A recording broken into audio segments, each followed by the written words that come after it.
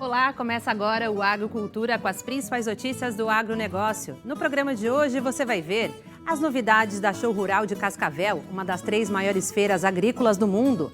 Este ano tem até máquinas autônomas que dispensam o operador e fazem tudo sozinhas. Temporada da uva e do vinho nas montanhas capixabas já começou, época em que as propriedades faturam uma renda extra com turismo rural. E veja também, tem novidade entre os queijos artesanais de Minas, o canastra orgânico. Peixe símbolo do Brasil pintado vai deixar a lista de extinção e volta a ser pescado. Estiagem já provoca mais de 50 bilhões de reais em prejuízos aos agricultores no Rio Grande do Sul. E ainda a previsão do tempo para o campo em todo o país. O Agrocultura está começando.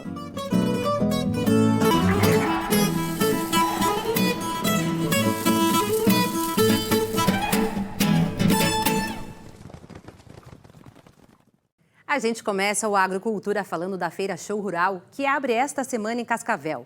O evento do agronegócio é considerado um dos maiores do mundo pela quantidade de novidades tecnológicas em sementes e máquinas apresentadas ao público. Veja na reportagem de Luiz Raab, da nossa parceira KTVE do Paraná.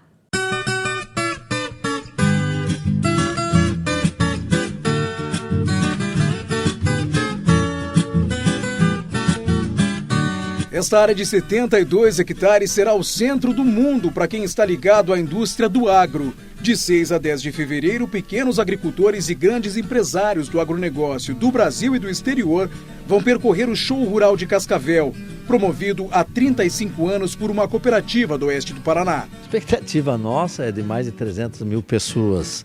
O número de empresas são 600 empresas e é um evento hoje que mobiliza toda a América do Sul.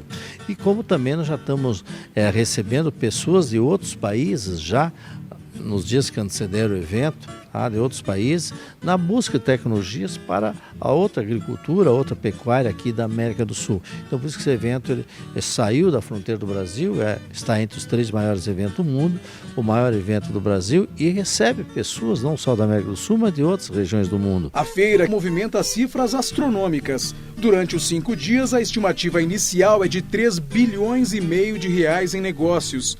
Na área de máquinas estão os lançamentos, desde pulverizadores que parecem ter acabado de voltar do espaço,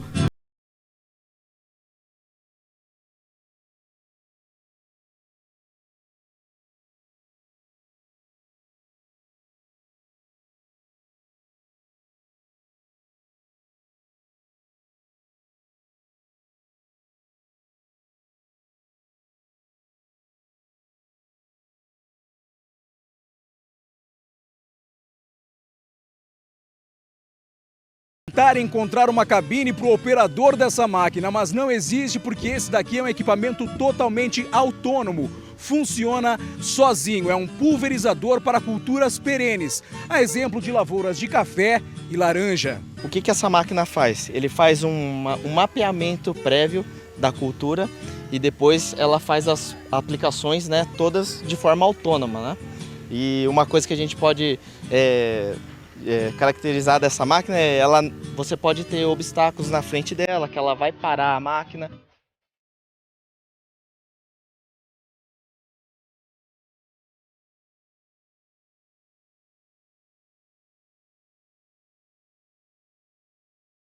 A área destinada a sementes também traz pura tecnologia. Produzir alimentos em espaços cada vez menores é um dos desafios do mundo inteiro e a ciência tem trabalhado muito em cima disso. Os resultados desses estudos estão entre os destaques do Show Rural de Cascavel, que apresenta variedades de grão cada vez mais resistentes e também que rendem mais, desde o início até a conclusão de todo o ciclo. Nós vemos isso com todas as empresas vindo com tecnologias excelentes e mudando, querendo alterar o meio de cultivo para a gente produzir sempre mais com o que a gente tem hoje, com um poder de sustentabilidade muito grande também dentro das lavouras do nosso país.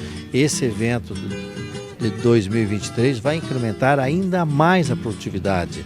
Tanto é que tem dados da Organização da Cooperação e Desenvolvimento Econômico, da ONU, que está dizendo que a produção de alimento do futuro, tanto agrícola como pecuária, virá por aumento de produtividade. E este aumento de produtividade vai ser via tecnologias e inovações. Então, por isso que o show rural desse ano é o show mais forte de toda a sua história, né, de 35 anos, que vai mostrar o maior número de tecnologia. E essas tecnologias são importantes, mais do que nunca, nesse momento, para não expandir áreas de cultivo e sim produtividade em áreas já existentes. Em uma feira totalmente dedicada à inovação e à tecnologia, a mão de obra humana segue indispensável, até porque profissionais do país inteiro estão aqui, junto do carioca Jonathan da Silva Santos, para acertar os detalhes dos 600 estandes de expositores desta edição. Conhecente de Londrina, Rio Grande do Sul, Ribeirão Preto, Bahia, Gaúcho. Todo mundo trabalhando aqui. Muita gente. Isso aqui é o quê? Da onde tu? Piauí também conheci.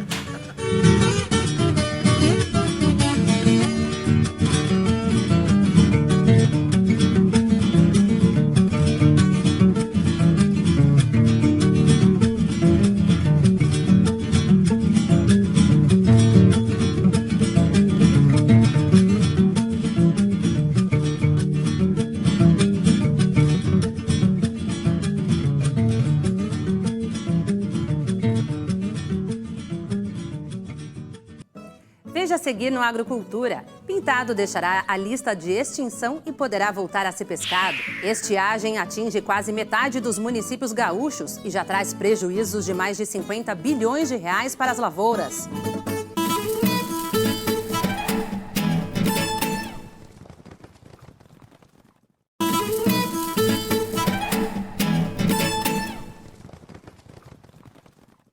Confira agora as principais notícias do campo. Minas Gerais inova com queijo canastra orgânico. O queijo canastra orgânico é produzido em Piuí, no centro-oeste de Minas. Para receber o título do IBD, principal certificadora registrada no Ministério da Agricultura, Pecuária e Abastecimento, o produtor tem que seguir várias recomendações. Atualmente, são feitos 10 queijos canastra por dia. Desde a comida que a gente fornece para os animais, ela tem que ser produzida de forma orgânica, tá? Quando vai plantar o milho, a gente utilizou, por exemplo, o esterco de galinha, né? O pó de rocha como fonte de potássio, que é permitido. Então não se pode usar nada químico, fertilizantes químicos, agrotóxicos, não se pode usar transgênicos na produção orgânica. Então é um modelo de produção totalmente diferenciado. Nossa produção é bem artesanal e em pequena escala ainda, mas a gente tem espaço para crescer, quer crescer e atender cada vez mais um mercado maior.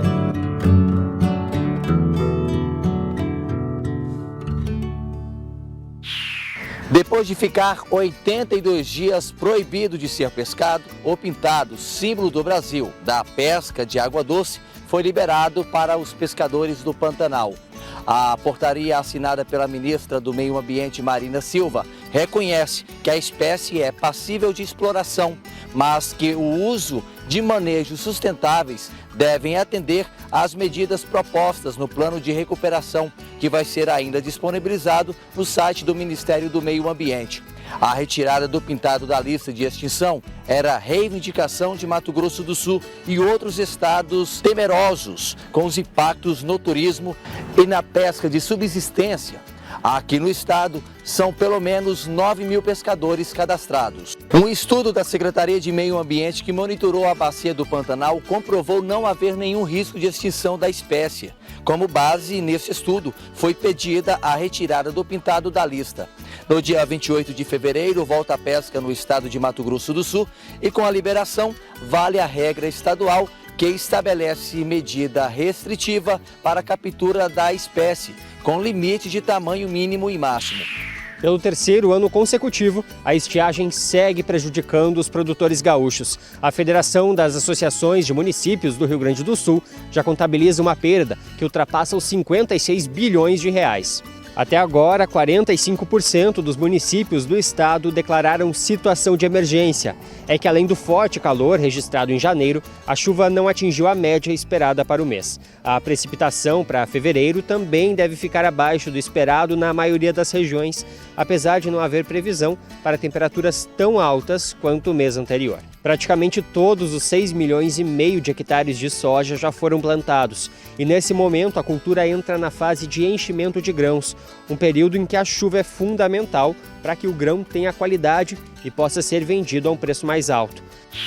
O início do ano trouxe preocupação para produtores de soja em 10 estados brasileiros por causa do rápido aumento nas ocorrências de ferrugem asiática.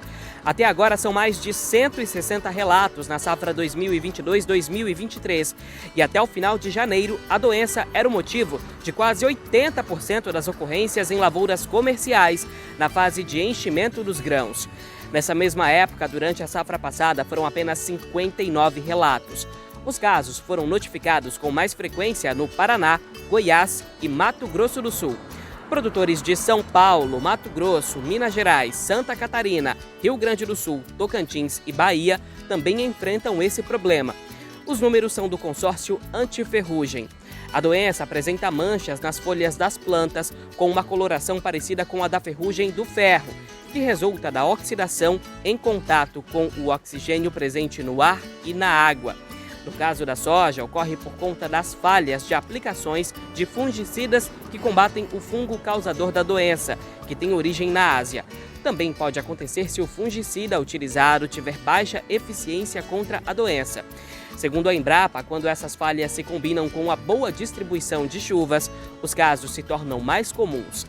A ferrugem asiática é a principal doença da soja no Brasil e ocorreu pela primeira vez no Paraná há mais de 20 anos. Veja agora outras notícias do campo. Depois de um ano de prejuízos, suinocultores do Paraná começam 2023 com pessimismo. Dilnei Stuani, como ele mesmo diz, trabalha como produtor de suínos desde sempre. Assim como muitos da região de Toledo, a vocação da família de Stuani sempre foi a mesma. O negócio passou por momentos de muita lucratividade. Mas desde o final de 2021, quando o mercado começou a sofrer mudanças internas e externas, resultando em perdas de faturamento nunca vistas, o produtor tem observado com preocupação os rumos da granja. Bem complicado, né? 2022 foi bem complicado e 2023 com poucas expectativas. Para ele, o excesso de produção de suínos no mercado e o custo alto dos insumos explicam o pessimismo do setor no momento. E esta não é a avaliação apenas de mas de milhares de produtores da região que estão entrando o ano no vermelho e esperam reação no valor pago pela carne suína. Está muito estagnado esse valor. E para nós nos mantermos na propriedade, manter a granja em dia e pensar um pouco em uma sucessão familiar e a gente progredir na atividade, é preciso que reaja esse valor pago por suíno para nós produtores. Em média, o valor pago por suíno é de R$ 36, quando para ter lucratividade, de acordo com a presidente da Associação Regional de Suinocultores do Oeste, deveria ser de pelo menos R$ 46. Em 2022, a suinocultura brasileira perdeu cerca de R$ 2 bilhões em faturamento. O resultado do valor bruto da produção 7% menor que o obtido em 2021 foi puxado pelas perdas sofridas nos maiores estados produtores, incluindo o Paraná. Para os suinocultores, atentos a todas as reações do mercado, a expectativa para 2023 é de um equilíbrio entre oferta e procura, que impacta principalmente o pequeno produtor. Hoje os frigoríficos que estão comprando no mercado spot estão pagando abaixo do custo de produção, para tu ter uma ideia, né? E aqueles que têm integração, o custo está em torno de 7 a 7,50 o quilo. Então eles também estão sofrendo com isso, né? E agora vamos saber a previsão do tempo para as lavouras com Estael Cias, da Metsul Meteorologia, especialmente para o Agrocultura. Olá, você que nos acompanha nesta edição do Agrocultura. Nesta semana a chuva fica mais concentrada entre o centro-oeste e sudeste do Brasil. Nessa região um corredor de umidade se forma e traz um cenário de instabilidade, de muitos dias de nebulosidade, só aparece, viu? Mas devemos ter pancadas de chuva trazendo todo esse acumulado. Aqui no metade sul de Minas Gerais, 100 e 150 milímetros, chove também no interior de São Paulo, Mato Grosso do Sul, sul de Goiás. o norte como um todo a chuva mais parelha e pegando o norte e sul de Mato Grosso. A gente vê essa região aqui do Mato Piba com pouca chuva, volumes em média em torno de 30 a 50 milímetros, somando a semana inteira, então são volumes baixos, o sol aparece, tem calor, tem pancadas de chuva, mas em geral volumes menores. A Bahia, o norte de Minas Gerais praticamente sem chuva, o nordeste tendo chuva melhor distribuída e o sul do Brasil, especialmente o Rio Grande do Sul, que sofre um cenário de estiagem, terá uma semana praticamente toda com predomínio de tempo seco. A chuva volta ao estado gaúcho lá provavelmente por volta do dia 12, 13 de fevereiro, então vai demorar um pouquinho, e nesse período a gente tem aquecimento. Santa Catarina e Paraná tem alguma instabilidade no leste, o norte do Paraná tem um pouco da sobra dessa chuva aqui do sudeste, então o norte do Paraná ainda pode ter um pouco mais de umidade e chuva ainda nesta semana, mas oeste catarinense e Rio Grande do Sul, muito provavelmente lá no final desta primeira metade de fevereiro é que volta a chover e chover forte com temporais. E claro, nesse período a gente tem essa verdadeira bolha de ar quente aqui, o centro-norte da Argentina, que também tem sofrido demais com a estiagem, algumas áreas inclusive com seca, grandes perdas agrícolas, terá mais uma semana sendo castigada pelo calor que também atinge o Rio Grande do Sul em meados desta semana e o oeste catarinense. Nessas outras áreas onde teremos mais nebulosidade, possibilidade de chuva, a perspectiva da temperatura não subir tanto ao longo desta semana em razão do tempo mais fechado. Veja a seguir no Agrocultura, uva, vinho, montanhas, produtores rurais capixabas abrem as propriedades para ganhar uma renda extra com turismo rural. Nós voltamos já.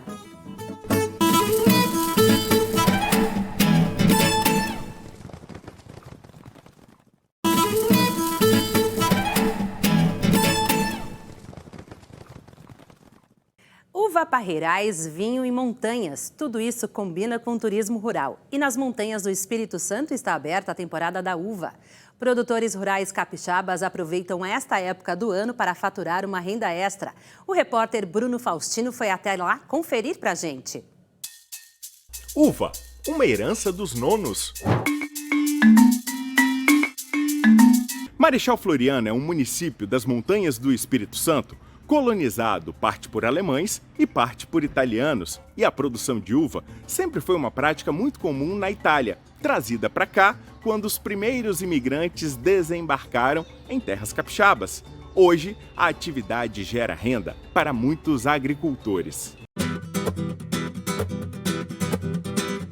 Quem passa na estrada nem imagina que dentro dessa estufa existe um parreiral, cuidado com todo carinho pelo seu César e a dona Penha. E a gente inventou de plantar 2 pés de uva para a gente ter as uvas para a gente chupar.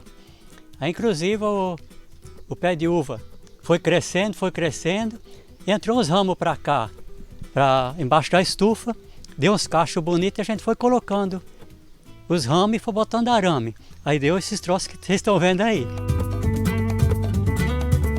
Estamos no Vale do Uber, em Santa Maria do Araguaia. Por aqui, a variedade Isabel se adaptou muito bem. Tem uns 15 anos esses 2 pés de uva.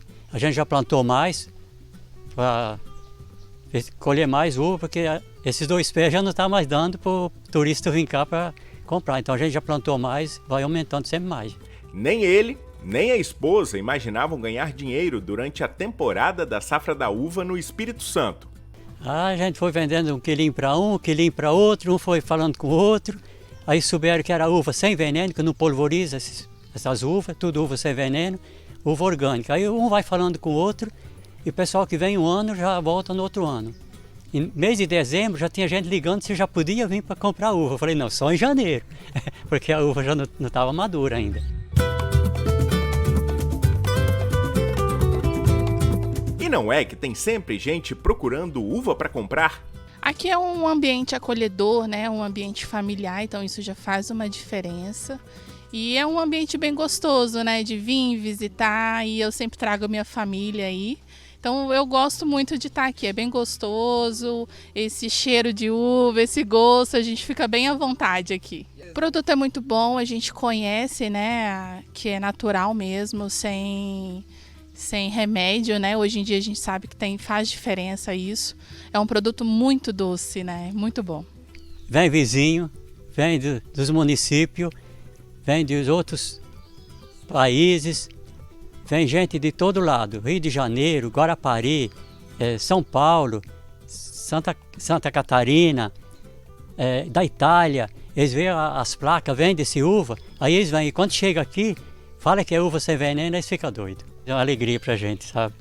A gente se sente tão feliz, tão alegre pra gente receber os turistas. Faz de dia chegou um pessoal aí, eles ficaram meio dia aqui com nós.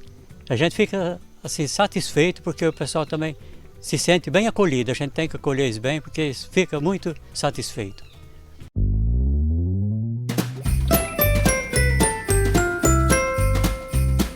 E se tem uva no parreiral, por que não vinho na taça? Saímos do distrito de Santa Maria e chegamos a Vitor Hugo, na propriedade do seu Sereno Hubert, que abriu as porteiras para receber os turistas e apreciar um bom vinho produzido na região. Sou descendente de italianos, né? Meu pai fazia vinho, era para consumo próprio, né? Não era com nenhum propósito comercial. Então, desde criança, né, eu já pisava a uva para ajudar o esmagamento da uva, né, que era essa forma que se fazia naquela época, né? Isso lá no Rio Grande do Sul, quando era criança ainda. E é uma coisa que acaba marcando assim na cabeça da gente, né? E assim, fiquei com essa ideia de um dia, quem sabe, também continuar essa atividade, né? Produzir o meu próprio vinho. E aí foi procurando, quando estava já perto de me aposentar, né, que eu ainda trabalhava, procurando um local onde eu pudesse fazer isso, né. Procurei em vários lugares aqui na região, até que apareceu essa propriedade, né. Estava bem do jeito que eu imaginava, né. A gente começou a fazer, no caso, o trabalho de limpeza do terreno, depois plantio dos porta-enxertos, para depois fazer o enxerto das uvas. E a produção veio 3 anos depois, a primeira produção. E ele não está de brincadeira não. Olha só quanta variedade. Nós temos hoje 7 vinhos diferentes que a gente produz aqui. São um branco seco, né? 3 rosés e 3 tintos também. 2 tintos, um seco e um suave, vinhos mais de entrada, né? Vinhos mais comuns, e um nosso vinho diferenciado, né? Que são feitos com 2 uvas também diferenciadas. Essas 2 uvas, no caso, são a Margaux e a Máximo. A Margaux é um cruzamento da Merlot, que a Embrapa desenvolveu, né? Mais adaptado para o nosso clima, e a Máximo é um cruzamento da Shiraz. Mas como transformar uva em vinho? O processo começa com a colheita da uva, que é aqui mesmo, pertinho, não tem nem transporte, né? Já vai trazendo praticamente na mão as caixas, né? E é esmagada no mesmo dia, normalmente colhido nas primeiras horas da manhã, tempo mais fresquinho. Depois vai para a fermentação, né? Primeira fermentação, que é com a casca, a semente, tudo junto, né? A polpa, em torno de 1 semana no máximo. E depois continua só o vinho separado, né? Fermentando mais algum tempo, até estabilizar.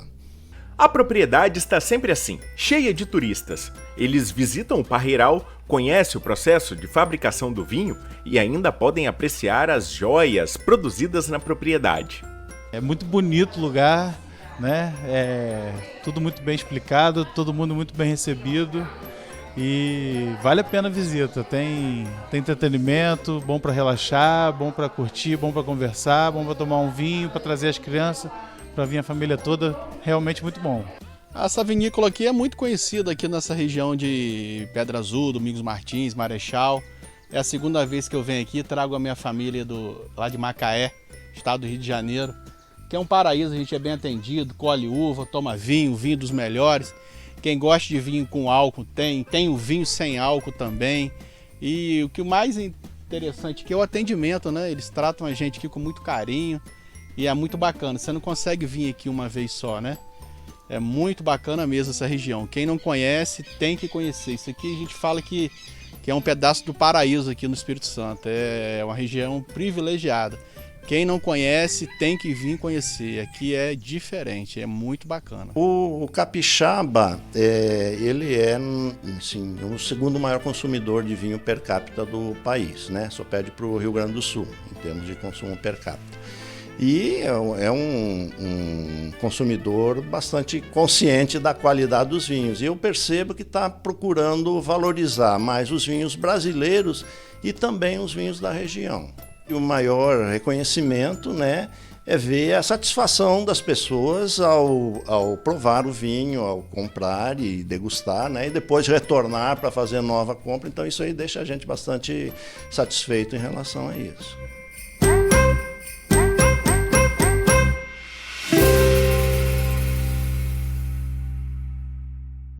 O Agricultura de hoje termina aqui. Obrigada pela companhia e até o próximo domingo às 10 horas da manhã. Uma ótima semana a todos.